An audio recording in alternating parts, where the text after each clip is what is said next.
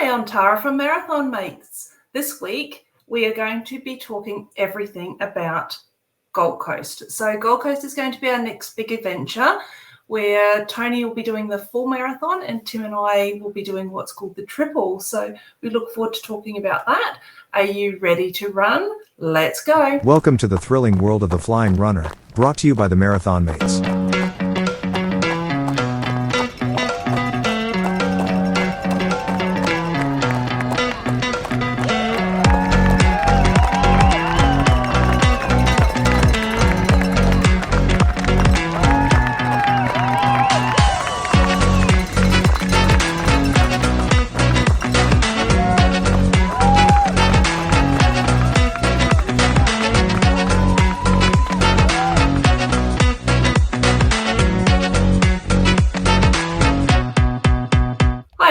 Welcome back to the Flying RuNR Podcast. This is our 45th episode. Can you believe that we've got this far? So on this episode, we're going to be talking everything about Gold Coast Marathon Weekend. This is a weekend that Tim and I love every weekend. We've been doing this for many years now. And Tony has been doing it for a couple of years, I think. So it's going to be exciting. Yeah. It is. I did my first Gold Coast. I did the Southern Cross 10K, it was known. And I reckon that would have been about 2017, 2018. So, yeah. Yep. Been doing it for a while as well, which is great. Yep. So, yeah. We did our first, it was a half marathon down there in 2015 was our very first one. So you would think that it's coming up to our 9th or 10th year, but with COVID, we missed a couple of years. So I think this is our 8th year down there, or 9th year, 8 or 9th, yeah. Yeah, can't remember. So, so welcome, guys. Thanks for joining us all on the show again, as per usual. What are we up to with our training and everything like that, I guess, Tony? Yeah, I'll kick off. So we're recording this on the Sunday instead of our usual Monday. So just to give everyone a bit of a heads up, Saturday I went through and I've certainly caught the park run bug because I ran my 7th park run yesterday down at Cleveland again. I did not take a tumble this time, so I was quite happy with that.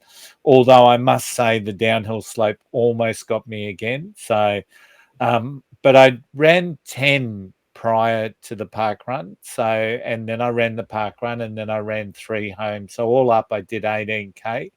And what was really pleasing for me is that so if I broke that up into 3 5Ks consecutively, which, you know, the 10 and then the 5 of the park run, my time was 32 for my first 5, 34 for my second 5. So I did the 10K in 106 and then I backed it up with a 33 at park run. So I was pretty happy with that. And then I just did a bit of a slow sort of warm down, cool down, whatever we want to call it, run on the way home. So when I add up all the times, I did the 18 in just over 2 hours. So that's good. Yeah, I was pretty pleased with that. So if all goes well, I'm certainly on track on what I want to be doing for the Gold Coast Marathon. So what about you guys? No doubt there would have been a park run there yesterday. Yeah, so we did our, I guess our second most popular park run. We've gone to Kedron Park Run.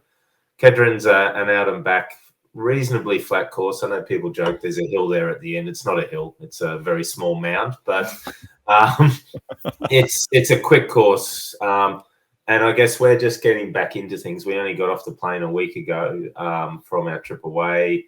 And we're just getting the legs working again. I think my tip last week was just to take it easy and slow, and both of us are doing that with our training this week. It was more about run if we feel like running.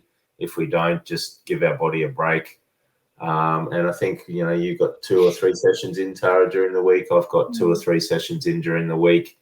Trying to pick up a little bit of pace where I can during the week, but at the same time mindful of the body. And as per our usual routines, we went off and got our massages this week with Wayne Cooley as well. So that feels a lot better, particularly after sitting on aeroplanes for so long and being cramped up, but also after Boston and the marathon over there and all the load on our bodies. So I know our bodies, both of them, Wayne was saying yesterday when I saw him, were both very tight. And he created a lot of pain. It was definitely the house of pain. He's very good at creating a lot of pain, but you feel so good afterwards once he gets it out. Yeah, absolutely. And it's a great way to recover from being on a plane as well. So even if you're not running, I highly recommend, if you're doing a long haul flight, go and get a massage afterwards. It works really well. So yes. So I guess we've got some news for this week as well. You good for that, Tony? Or is it Tim today? It's me. Okay.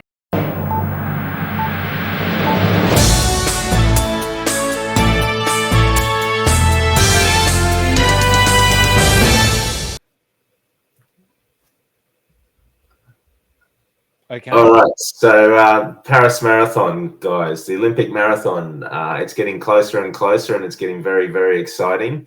In recent times, in the last week or so, both Kenya and Ethiopia have named their Olympic teams. And I guess the exciting news for us is that the main man, Eliud Kipchoge, has been announced as a member of the Kenyan Olympic team. Surprise, surprise, as if he wasn't going to be announced. But there was some talk that he may not be. And the other big news is that Kenenisa Bekele has also been announced as a member of the Ethiopian Olympic team. Now, Kipchoge and Bekele have had this intersecting career where they've crossed paths many times, particularly in the Olympics, particularly back in 2004, 2008, so Athens and China, Beijing Olympics, where they were competing in the 5,000 meters on the track.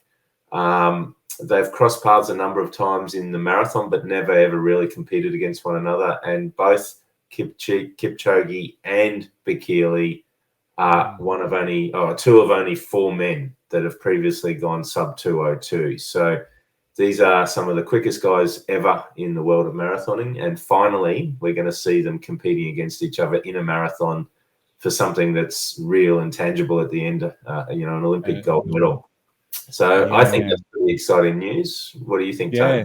I think it is too. So, and the interesting thing in the world of Kenyan athletics, there is a lot of innuendo, rumor, and opinions placed on some of those Facebook groups. And it was so interesting to see that people were discussing the mere fact that Kipchoge should not be picked based on current form and current times. And I just find it incredible that someone who has been such a beacon of the sport and a real torch holder or torchbearer for Kenyan athletics all together can just be discarded because he's not flavour of the month. So it's going to be an exciting Paris Marathon. From all reports, it's a hilly course. It's going to be a tough course. One of our friends is they're running a mass entry Paris Marathon as well. Yes.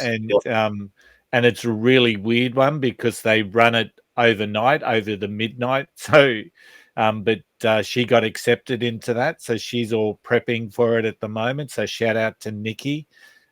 She's my remedial massage therapist. But so shout out to Nikki. No doubt it's going to be an amazing experience to be able to run the actual Olympic course just hours after the ladies have finished, and hours before the men start or something. I think the process is. So it's going to be awesome. But I can't wait for that race. And I'm one that's sitting there and saying, come on, Elliot, you can do it. So I'll be cheering him.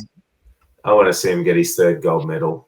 That would be a very special event, and it would cap him as the GOAT of marathon. There'd be no doubt about it then.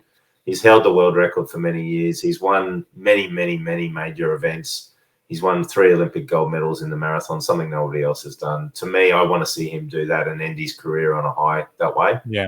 But speaking of ending careers, you look at Bekele. He's 40 plus years of age, and he's still running quick times. He came second recently in London Marathon. So there's hope for Kipchoge yet to go on for maybe another year or two doing top level marathons. But yeah, it is scary, the depth of Kenyan athletics, that the world's greatest marathoner may not be there, or they were thinking about not choosing him. That was just pretty scary. Unbelievable. Yeah. And I mean, look, everyone knows my thoughts on Eliud Kipchoge. He's always going to be the one that I will back any day of the week, so which is good. But we've actually got some big news for us here in Australia, which is bizarre, for the Flying RuNR Podcast. Tony, you want to talk to us? Yeah, I get an email on a daily basis that details out where we rank on the Apple podcast charts, and it's just it's interesting. Obviously, it's very humbling for us to see us ranked consistently within the top 100 podcasts in Australia in running. And every now and again we'll jump into the Great Britain charts or the US charts or the Canadian charts, but this week was the first time that we were ever listed in the Swedish running charts for the running podcast, and we were listed in the top 25. So thank you, whoever's listening over there in Sweden. Thank you so much. We will get there one day, and we'll run some of those marathons that are in your wonderful country. But thank you. It's very humbling. So to know that people right around the world are enjoying this very unique Australian podcast. So a big shout out to all of our new listeners in Sweden and all of the other listeners around the world, as well as Australia. So thank you. It's great. We deal with the smallest of budgets of $0 and not on a shoestring, but obviously people like what they're listening to. So I'm pretty proud of that as well. That what are we, episode 45? And so we've been going for less than a year, almost a year, but less than a year, and we've spread out around the world that much. I'm pretty humbled. Yeah, so we'll talk about things a bit closer to home now. So sorry for all those international listeners. We're going to talk a little bit about what's happening within our little southeast Queensland area that Tony, Tim, and I will be running.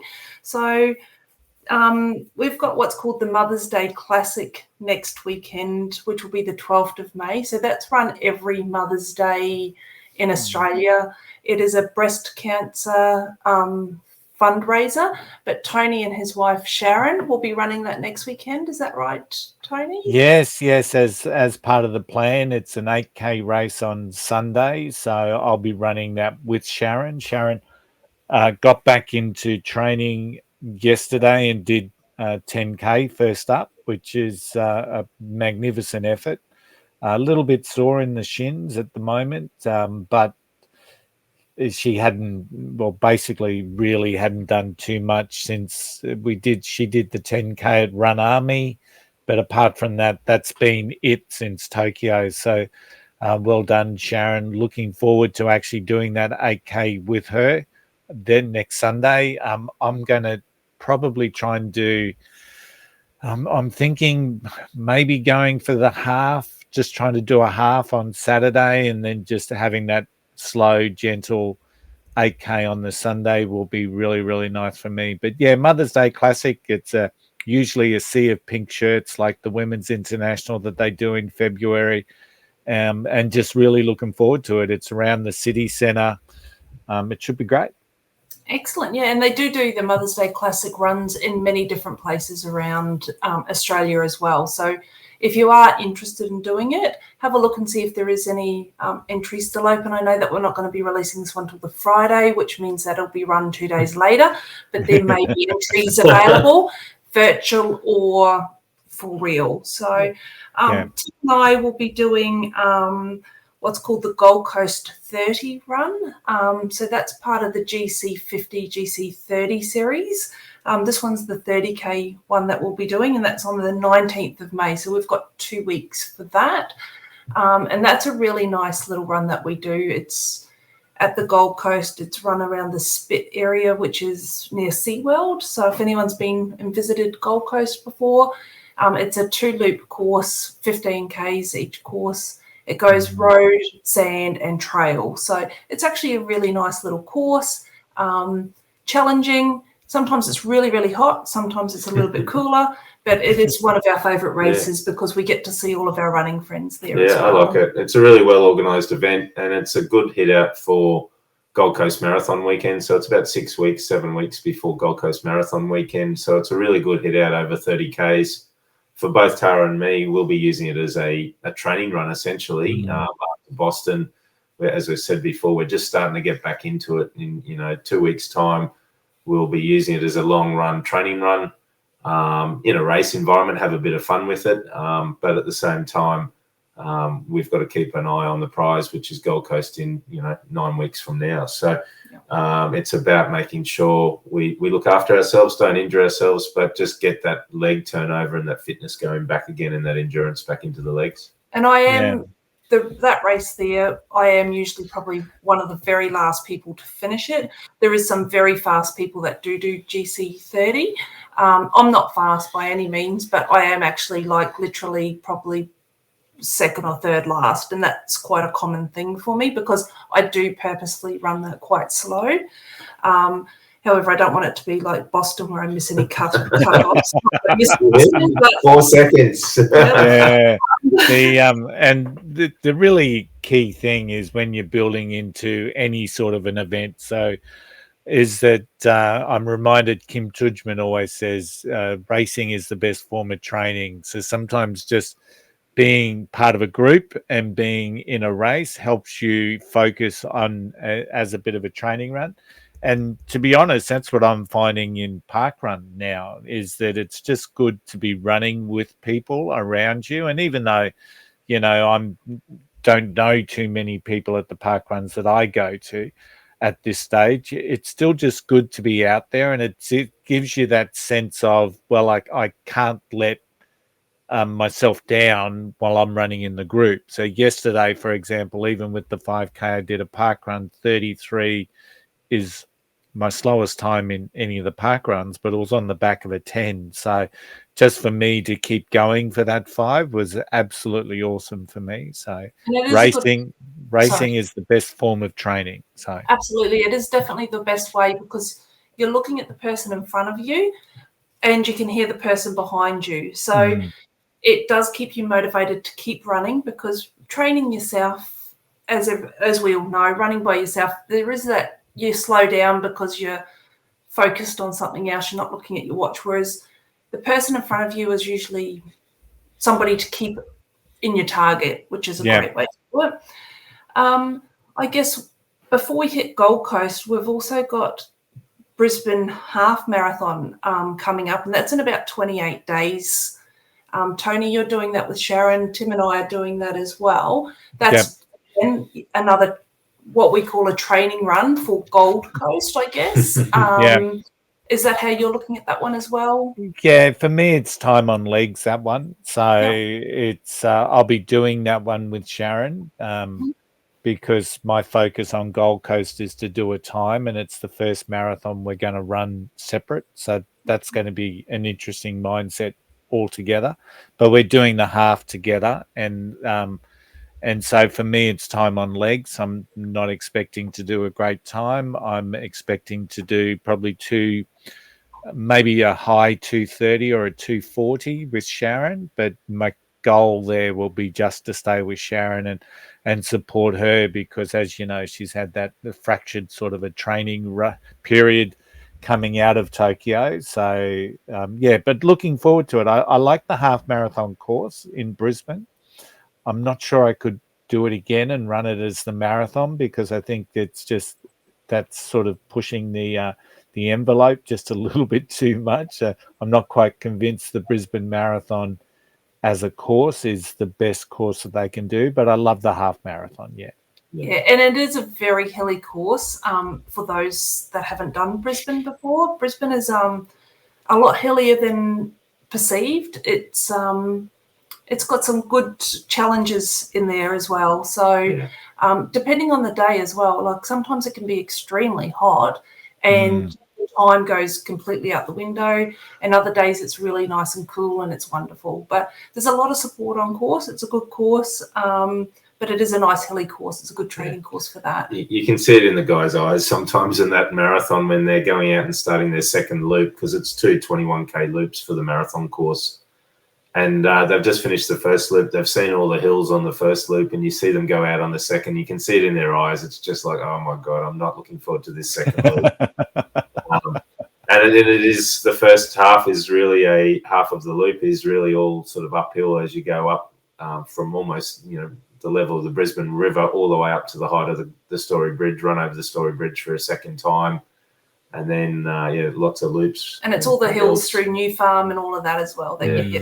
Look, it's a lovely course, and I do have friends that have actually run PBs for their marathon on that course. So it can't be too bad. No, and I guess for our international listeners, this won't be the course that they'll use for the Brisbane Marathon in the 2032 Olympics. The 2032 Olympic marathon course will be up on the Sunshine Coast at this stage. So it won't be this course or in the hilly parts of Brisbane, which is a bit of a shame, but at the same time, it'll be nice to have a course that's showcasing the Sunshine Coast for the marathon at the Olympics. Absolutely. So I guess, look, after Brisbane half marathon, we've got Gold Coast as our next really big hit out, I guess, isn't it, guys? Yeah. Like, we've got 63 days from today, which 9 weeks. 9 weeks. Tony, you're doing the full marathon, as you said, by yourself. Without Sharon for a change. So how do you feel about running a marathon without Sharon by your side? It's going to be interesting. Sharon's still planning to do the marathon. It's just that we're going to run them separately for the first time, as in I'm going to aim for a time. I've officially our best marathon time's 5:45, and even though I think in Tokyo, Garmin told me it was 5:38. So I like the Garmin time just a little bit better.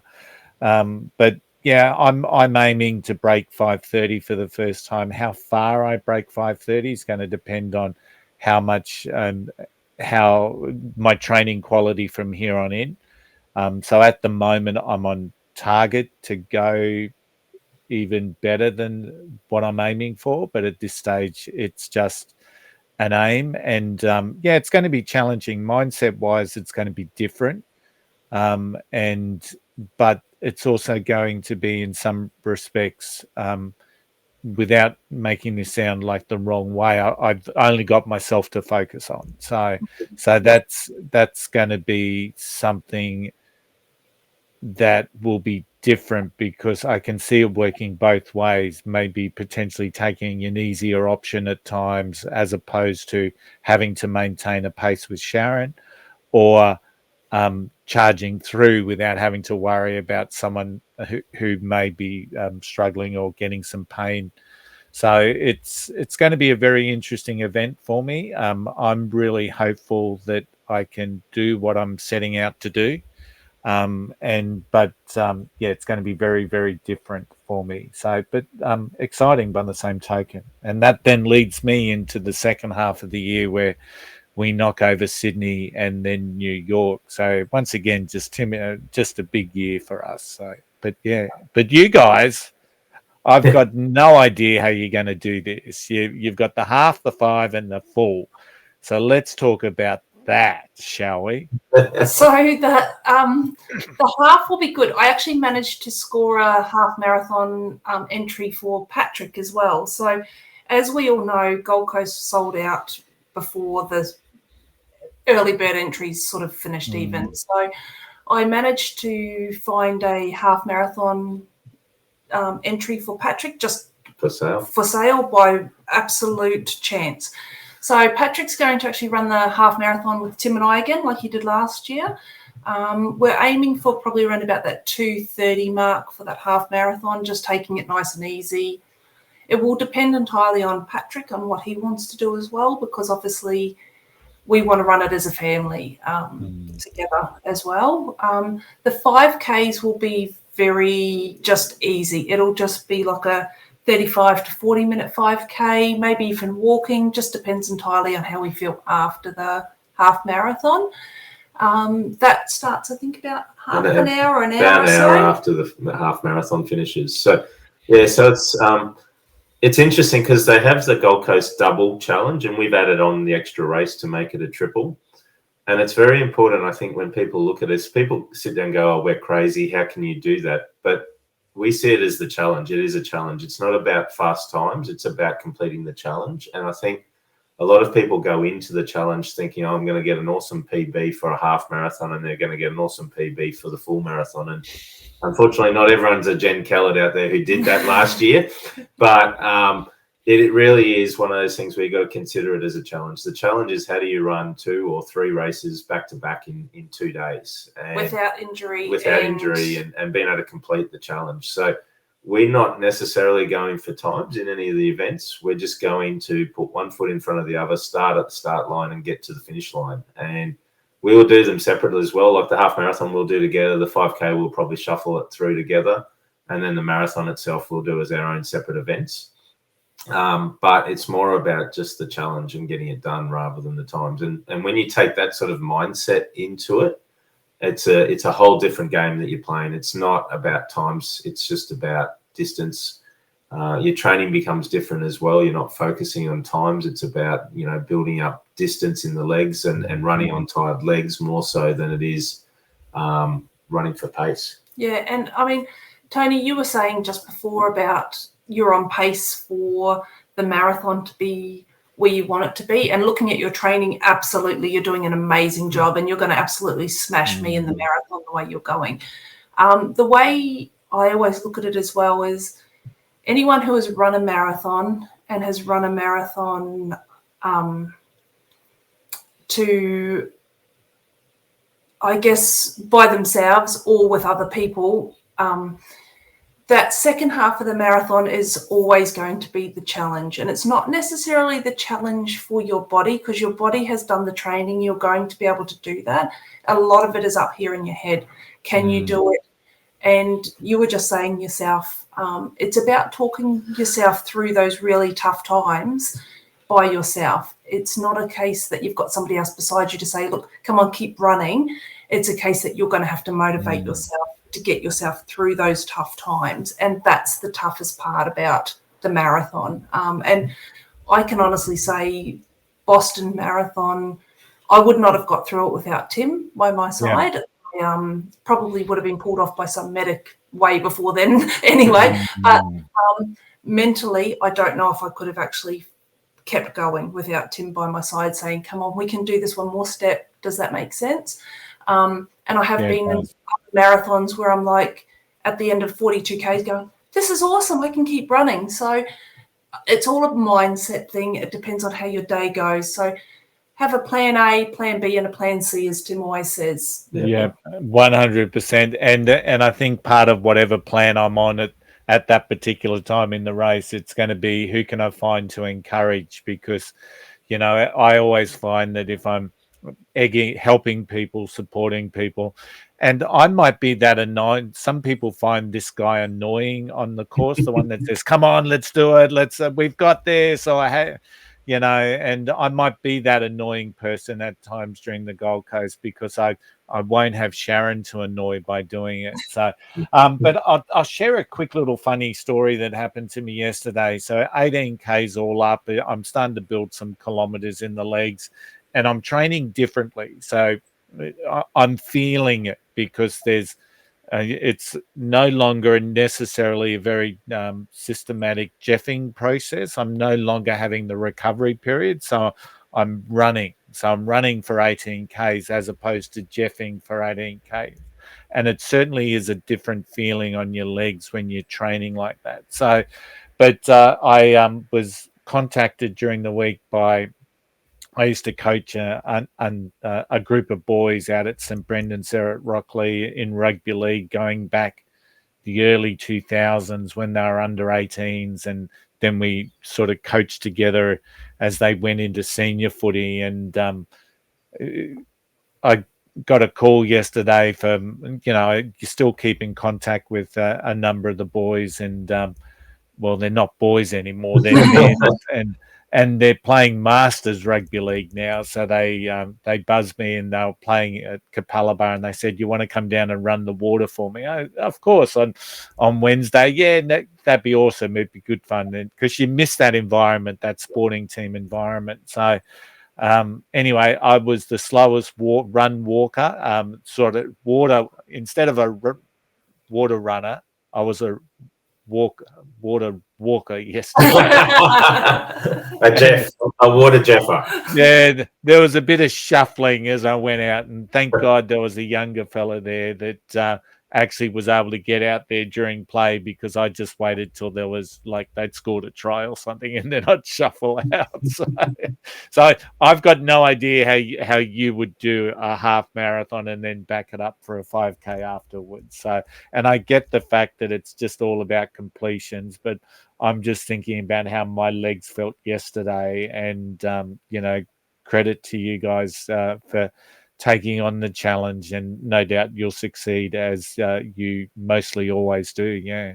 So on that, I guess, Tara, what is our philosophy between races, and do you want to explain to the listeners how we do it between races? Yeah, so I guess with any multi-day race that you want to do, it's like a marathon. You build your distance up, but you also have to build up your time on legs. So it's not a case that you are actually trying to do any type of speed or anything like that. But for example, I will do now I've got Fridays off work. If Patrick has a Friday off work as well, we will do a long run together. So Patrick obviously needs to get his long runs up again to be able to do the half marathon. So his cardio day is always on a Friday. So we'll start building that up together. We'll run together on Fridays whenever we can. I will then back up. So we'll build that up to say like 14, 15, 18 Ks by the time the half marathon is coming up. But then I'll back it up again with a fast 5K at parkrun if I can, or a body field, just depending on how I'm feeling. And then I'll back it up again with a long run on Sunday. So it's just a case of backing up run after run after run, and letting your body know that it is okay to run on sore legs. It is okay to run on tired legs, as long as you're not injuring yourself. And it's okay to walk those times as well, because it's just about time on legs. So keeping up your normal routine is fantastic, but you also need to learn to keep up a consistent running base, and running on tired legs day after day after day. And that doesn't mean running a 21K on a Saturday morning and then going out and running a 32K on a Saturday afternoon. It just means training for a marathon like you normally would, but running a little bit further on your shorter runs than what you normally would. Yeah, so like we'll start to do park runs and then do another 4 or 5 Ks after the park run's finished, or before the park run, just to get maybe 9, 10, 12 Ks into the legs on a Saturday, and then go back it up with a 25, 30K run on the Sunday, and just getting your body used to it. There's no doubt that on Marathon Sunday at the start line, our legs feel like concrete. But it's funny, after the first kilometre or so, your legs loosen up, your body loosens up, and they feel pretty good. Yes, you do feel it in the back half of the race, probably around about 30-odd kilometres, your legs start to feel sore, but they're going to feel sore in any marathon around that point anyway. So the more you can do pre-marathons in your training, and just as Tara says, you're backing it up day after day after day with your running and building up that strength in your legs, it's easier. And as I said earlier on, we're not running for fast times, we're running to complete the challenge. So it's a different mindset, and as Tara said, it's about just time on legs and building up the endurance. And making sure you're not injuring yourself. If you're actually getting sore or injured, you're doing too much, back it off, have a look at what's going wrong, and start slower. You don't have to run fast, you don't have to run long distances. You just have to have that time on legs. So if you can't run it, walk it. There is absolutely nothing wrong with walking it to do your training. Yeah. So what do you do then between, say, last year you did the half and then the full marathon. This year you've thrown in a 5K just for something to do in between them. So what do you do? Do you just get off the legs after that on the Saturday? Or so what's your process there? So we'll run on the Friday night before the half marathon. We will always do a 5K shakeout run like you would before a marathon anyway. So on the Friday, whether it be the Friday night or the Friday day, we will do a 5K shakeout run. Now that's a very easy 40-minute, very gentle run, loosen up the legs. Then on the Saturday, we do the half marathon. We will, if it's a normal day where we're not doing the 5Ks afterwards, we would then go out and we would walk for 5 to 6Ks anyway. And that would just be our leg loosener. Our hotel that we stay at the Gold Coast has got a hot tub and a swimming pool. So we will actually do alternative jumping in the cold, swimming up and down, then jumping into the heat. And then that afternoon, we'd actually go for another walk. And it wouldn't be a long one. It would just be maybe 3 or 4Ks. So no, we have learned our lesson in a really bad way by we're just going to rest. That's definitely not the best way to do it. Keep your body moving between the races. Yeah, you got to be smart. So the hot and cold therapy helps with the muscle recovery, but you got to get the lactic acid out of the legs. So it is about keeping the legs moving and getting that gunk out of the legs as best you can. And that's why this year we thought, we'll add the 5K run on anyway, because we would normally do that anyway. And I think we got an extremely cheap price this year for the 5K because they had a special deal where if you signed up back in, I don't know, September or October last year, you got it for less than half price of the early bird. So we thought, we'll throw it in there. Let's do it. We're going to do a 5K anyway, so let's just do that. And we may walk it. We may just shuffle our way through it. It won't be a fast one, but it will be just about helping to get that gunk out of the legs. There's no doubt there's about lots of drinking of water to help flush the muscles through as well. And eating protein straight away after your runs. After the half marathon, even though we're going to be running again, we will eat some sort of protein straight away after the run.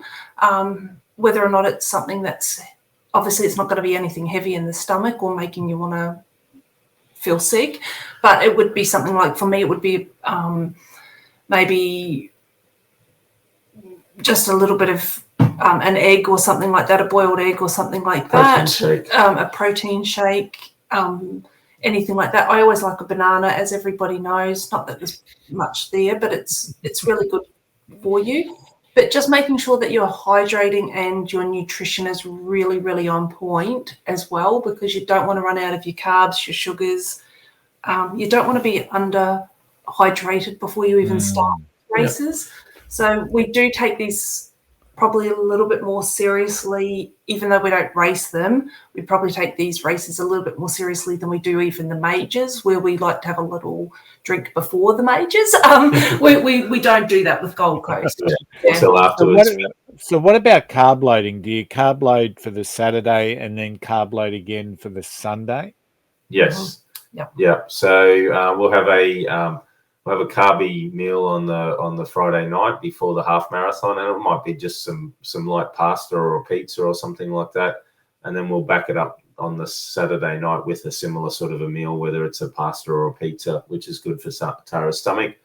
Again, we don't need huge quantities, but we tend to carb load during the week leading into the race week. So from probably Wednesday, Thursday onwards, we're having lots more carbs, a lot of sushi and a lot of protein, but also a lot of carbs as well, just to get us through it. The other thing on the Saturday after those races, there's a fair amount of stretching that we do as well. So to keep the muscles limber, so we don't want them locking up. We don't want them getting cold. We'll usually get up on the Sunday morning before the race, before the marathon, and stretch out as well, just to loosen everything up. As I said, I'm not going to lie, there is still fatigue in the legs, as I said earlier on, but that normally shakes its way out by the end of the first kilometre as the muscles lengthen out and strengthen up. And generally we don't notice too much more with the legs and the muscles until probably 30 odd Ks when it does tire up a bit. But you got to be smart. It's not just come back, finish the half marathon, sit down, put your feet up, don't do anything, because you will actually get hurt. And I know we've done this before. We've done Dopey Marathon, which is 4 races in 4 days, and that involved a lot of walking around theme parks. And just the walking helps, just as I said, remove all that gunk out of the legs, remove the fatigue, Yes, you're putting more load on the legs, but if you've trained for extra load and you've trained to put, extra distance into your legs, then it's not an issue. Yeah, and it doesn't have to be massive distances. It just has, it can be a 3K walk in between the half marathon and the full marathon. That's what you wanted to do. It's just a case of getting those muscles moving. And as Tim said, stretch. It's really important. Yeah. We did a 3K walk, a 4K walk this morning just to get ourselves both out and about, because Sharon's just kicking back into training. She's a bit sore, and 18 with the different style of training I'm doing this time I'm a bit sore, so it was just good to get out and walk. So what about after the marathon? So Tim, you've often talked about micro tears, et cetera. I would imagine that's magnified or amplified from doing the heavy schedule over 2 days. What does recovery look like the week after? So it's not too different from what a normal marathon would look like. So for us, because we've got the load in the legs, because our legs have been used to that sort of double hits, and with the extra load placed on them, the micro tears are there, but they're not too bad. The DOMS is usually there on the Tuesday afterwards, 2 days after the race. You usually feel it more than you do on the Monday. But by Wednesday, Thursday, the legs are feeling less heavy. They're feeling less sore. And then it's just about reintroducing, again, like what we're doing now after Boston, just gentle training. Run when you feel like running. If you don't feel like running, give yourself a rest day and gradually work your way back in. It may take us probably a week or two longer just to get that recovery back fully in the body. But it is something we're always conscious of, especially like a year this year. We have 4 marathons like yourself this year. We don't want to do anything stupid that's going to create problems for us later on down the track. One of the things we do have is we do have a 10K race 2 weeks after Gold Coast. It's called the Jetty to Jetty here in Brisbane. It's a great little event, but it just depends on how the body's feeling on the day. We don't do any specific training for it after Gold Coast, and sometimes we don't even do any real running beforehand, and we just turn up and go for a nice 10K run. And that really is the start of our next training block, or the next lot of running that we start to do leading into our next race, which is generally the Sunshine Coast Half Marathon in August. So we've got to be careful. You've got to listen to your body. That's the big thing we always say. Listen to your body. If your body's tired, if your legs are sore, if you're feeling like you've got tight muscles or tearing, don't run. It's pretty simple. Well, last year we did a 10K walk. Yeah, the day after the marathon. And that's important on the Monday afterwards, is just to get a lot of walking into your legs again and just get the legs moving, and get the blood moving through them, get the gunk out of there. And we find that helps us a lot. Yeah, it doesn't help with the micro tears. The micro tears are in there. But things like protein, getting the gunk out, getting a massage, which we'll get straight after Gold Coast, all those things help with that recovery. And getting your electrolytes back in, getting your body balance of salts and nutrition back to where it should be as soon as you can. Yeah. So it's not much different than a normal marathon. It might just take a little bit longer to come back out of it again, but generally not. So you've had a very interesting first half of the year, really, when you think about it, because you were aiming for Boston as one of your main races, and then of course you've then sort of flow into and use that as a base, I guess, in so many ways to get through the Gold Coast segment of the year.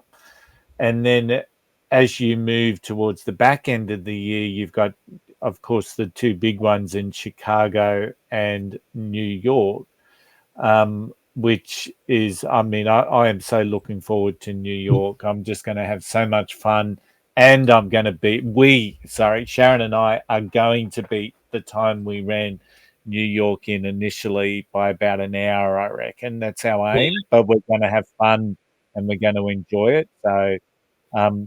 So, almost to me, it feels like for you both is that Gold Coast isn't like a major event. It's part of that journey for you guys for the course of the year. Is that the way that you're thinking of it?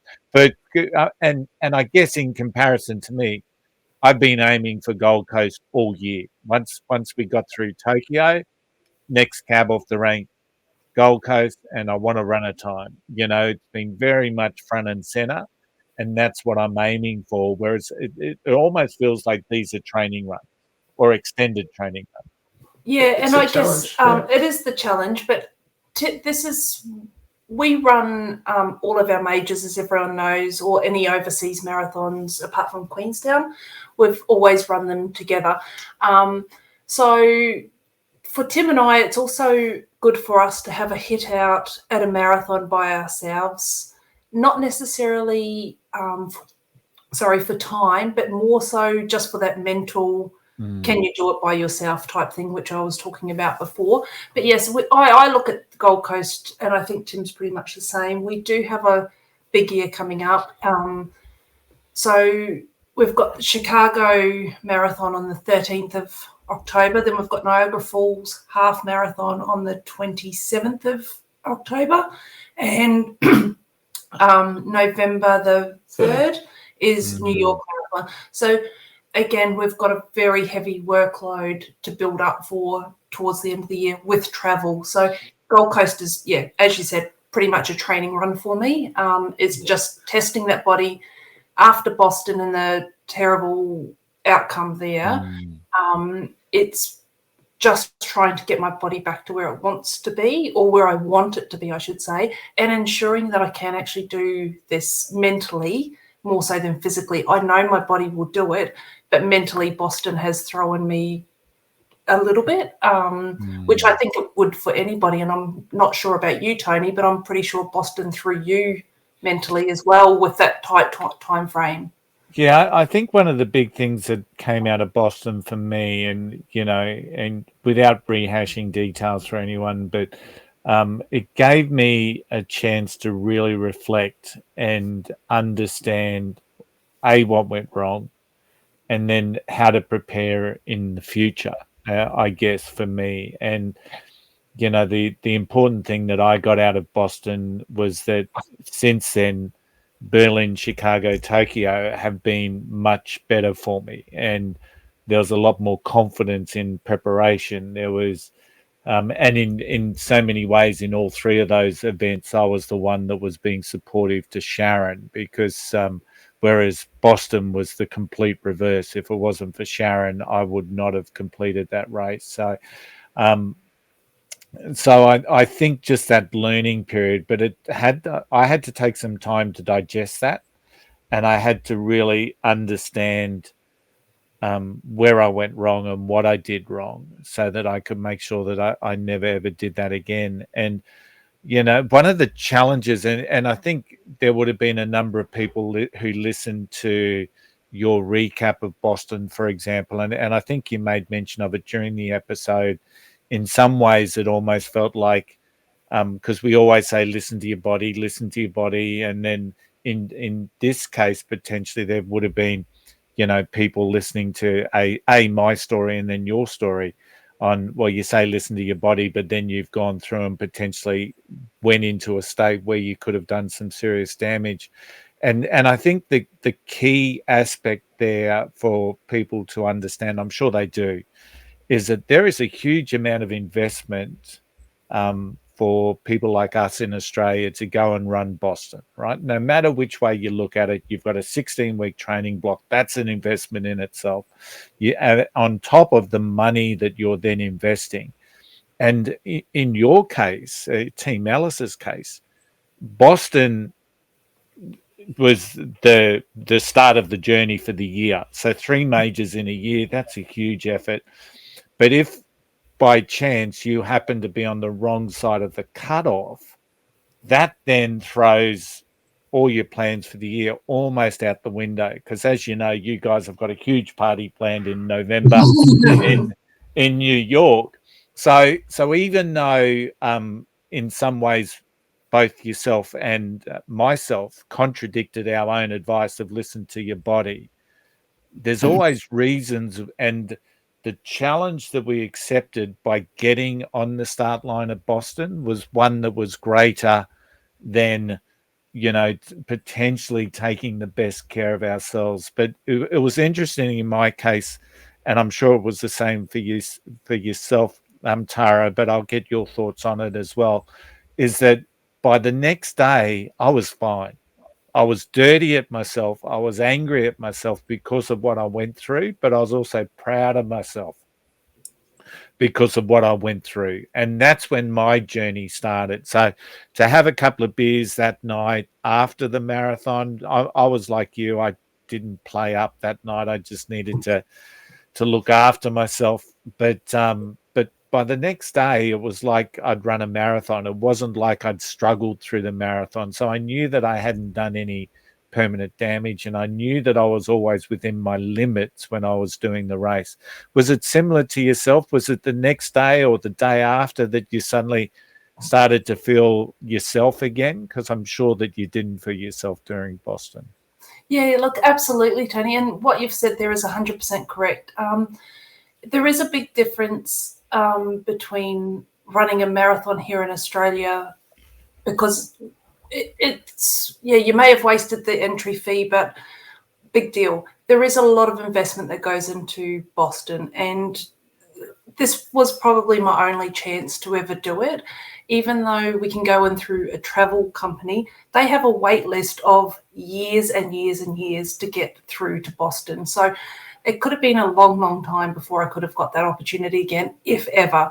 I will never qualify for it. So for me, it was a case of I have to do it this time. I'm also an experienced marathoner. Look, I don't know what you call an experienced marathoner, but after 15 of them, I've done 15 marathons. So I should know a little bit about what's going on. It's not like it was my first marathon and I was struggling through it. I knew my body and my legs would keep going that distance. It was the fact that I was running on no nutrition.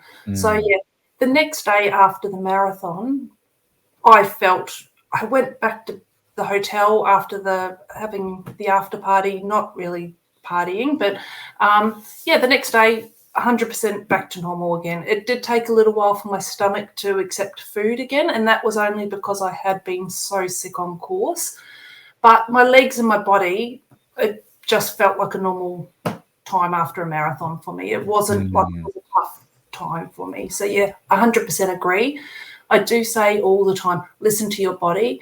There is certain times where you can ignore that advice.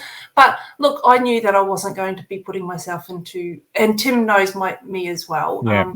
We definitely would not have pushed it if we thought that I was going to have any serious effects afterwards. Yeah, 100, and that's one of the advantages of running with someone, because I would 100% subscribe to that, is that someone else knows you and what you're going through and knows in many cases your limitations and what it is. But I can certainly tell everyone out there that if I felt like I did during Boston on the Gold Coast, I'd be stepping off the course. Yeah, absolutely. Yeah, it's a different mindset. You can come back and do Gold Coast again next year. You can't do Boston. I think the other thing is it's a bit different. You know, we're covered here in Australia under the insurances of the race. We're covered here under our medical schemes. You know what you're doing. You know, if you do get to that point, you are carried off by medics. You know that which hospitals you go to. Overseas, it's a little bit different, particularly as a traveling international runner. So those sort of things play on your mind a little bit as well. Travel insurance does cover it, but it's a different hospital system. It's a different way of doing things. But yeah, look, as Tim said, we definitely, if it was Gold Coast, I wouldn't have even contemplated continuing. It just wouldn't have happened. The GC50 last year is my first DNF, as everyone remembers, and that wasn't a case where I was even sick. It was just a case of I'd done the first loop and it was like, this is too hot. I'm not doing this. I'm not putting my body through this heat to run another 12.5 Ks where I can potentially do something that was going to injure myself. So I did pull out of that one, and I wasn't even sick. It was just a case of this is just too much for my body. I'm not doing it. So you mentioned before as well, different mindsets, that you're going for a time and a faster time this year that we may not be.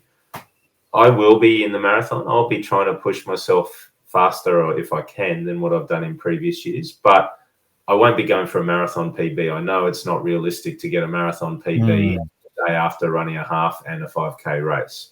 But I'll be comparing it to the last, because this will be our third Gold Coast double that we've done, the third time we've done this. So I'll be looking to compare myself against previous year's results. So I have that inner competitiveness with myself. And I guess I can do that a little bit more because Boston was somewhat easier for me. I'm running with Tara at her pace, somewhat easier. It was very easy. But I'll talk about that I had some pain the next day. It's not the sort of pain that I would normally get in the legs or whatever. It was manageable, it was easy. And, I don't know many people who say Boston's easy, but it was easy apart from having to drag Tara along at times. But so for me, there is that inner competition. I will be trying to go faster than what I have done in previous years. But again, I have a plan A, plan B, and plan C. Yeah. Last year, I got to 28 Ks and I could feel my left hamstring starting to tighten up. And my brain was like, you could probably keep going. If this was a normal race, you'd push on and push through it. But another part of my brain was going, well, you've got Berlin in 3 months' time. Don't tear a hamstring before Berlin because you won't be able to run Berlin. So a little bit of that will be in my mindset this year as well with the marathon is don't go out there and do something ridiculous that you end up injuring yourself. And I can't then go and do Chicago in October, Niagara Falls in New York. I'm happy to miss, jetty to jetty 2 weeks after. I'm happy to miss Sunshine Coast Half Marathon in the middle of August, but I do not want to miss or jeopardize those 3 races at the end of the year. And if I remember rightly, Tim, you went out last year pretty quick in the marathon and then things caught up with you. And to be honest, that's my really big fear at the moment is that because I plan to get on that start line pretty cool after a taper with a different training plan. And I think that tendency to hold back will be one of my big challenges. And just talking about slow paces, I found it interesting with Robert Wang's review of his run at Boston. And he's always had respect for runners of all paces, but to do what he did was out of the norm for him. I think his time was around that 5:50 mark. And he was hurting in areas that he'd never hurt before. So even though we talk about, back of the pack runners and doing things easy, it's doing things easy because that's where our leg base is. And I think that's, and as I mentioned, that's my real challenge at the moment because I am actually experiencing pain doing in places that I haven't had before because I've shifted up my training cycle because I'm running Gold Coast by myself. So and that's one thing with Gold Coast. Don't let the start of the pack people carry you on for your race. Always stick to your plan. If you want a 7-minute pace, stick to that 7-minute pace. If you want a 6:30 pace, stick to it, because as soon as you go faster, you can't bank time. It doesn't work that way. You can't bank time and go, I'll run 5:30 pace for the first 30 Ks and then I've got all that extra time up my sleeve for later on. You're going to absolutely die in the back end. I certainly want to enjoy the race. I don't want to spend the last half just wishing I was somewhere else. So I really want to enjoy it. Hey, guys, we've been going for an hour, so we need to start winding up, I think. So Tim's tip. And as we always do, it's Tim's tip. Well done. It is my tip. So my tip this week is to be inspired, right? So running can be challenging at the best of times. It's important that when we are getting challenged, particularly in those later moments of a marathon or a Gold Coast double challenge, that we have someone or something that we can fall back on that inspires us, particularly over those last few kilometers. There's always going to be those tough times. But for me, when I get to those tough times, I'm thinking of someone who inspires me. I'm thinking of someone like Tara, who's done it tough at Boston. I'm thinking of other people out there that are struggling and people who can't run, or have impediments that prevent them from running the way they want to run. I think of Team Kerr as one of my inspirations as well. Those little inspirations are things that will help distract you when you're running. They'll take away a little bit of the pain when it's getting tough. They'll get you through a kilometre, help you through that mile, run the mile you're in. Well, I think about something that's inspiring me at that time. And, I'm not thinking about the elites. I'm thinking about those inspirational things. People who are doing it tough, well, they got through it. Therefore, I can get through the next kilometre. I can get through the next 5 kilometres to finish the race. So my tip this week is find your inspirations and take them on the journey with you, and then use them when you need to help distract you when it gets tough. That's my tip. Awesome. Great tips. So normally I'd pass over to Tara at this stage, and she's been hosting. Normally, I hope I haven't stuffed all this around with hosting, co-host, and what have you. But we're not quite sure what next week's show is going to be. So there may be a couple that come through. We did have a special guest from Rhode Island locked in. Unfortunately, she's feeling a little bit unwell, so it may be her if we can reschedule another time within the next couple of days, or it may be this one. So I'm now going to pass it to Tara, who's going to talk about the other option that you may be listening to next week. So if we are recording with, it's a lady called Candice. Now, Candice has actually had breast cancer. Recently diagnosed. She's on her 6-star journey. So absolutely inspirational. She is what Tim was just saying with his tip. She is pushing through, and she is trying to do her best. So hence the reason why she wasn't on for today's episode. She is feeling a little unwell, but hopefully if she can get back on, we can have a chat to her about her journey, about how she goes with her training and what she does to get through her tough times, and how she's going with her 6-star journey. If not, you'll be listening to something completely different, and it will still be running. It's about nutrition, Tim tells me. Let's wing it as we go. All right, so it's nutrition. So don't do what I did in Boston is what we're going to be talking about.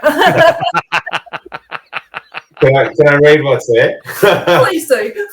We will share everything we do and don't know about nutrition. We'll provide you with what works for us, as well as what you can do to help improve your performance next time you are out for a run. So we'll talk about pre, during, and post-run nutrition. And as always, if that's the episode we have next week, or the one with Candice, it'll be one that you won't want to miss. Thanks, Tim. So we'll wrap it up. Before we do, thanks, Tony, for your time this morning, and Tim for a bit of a change up of pace. If you like this episode, remember to like it. It's going to be available on Spotify, YouTube, audio's always on Apple and Amazon, and all the other popular podcast platforms. And just remember, every step forward is a victory. Lace up, hit the road, and we'll catch you on the next episode of The Flying RuNR. Until then, happy running. Happy running. Happy running, everyone.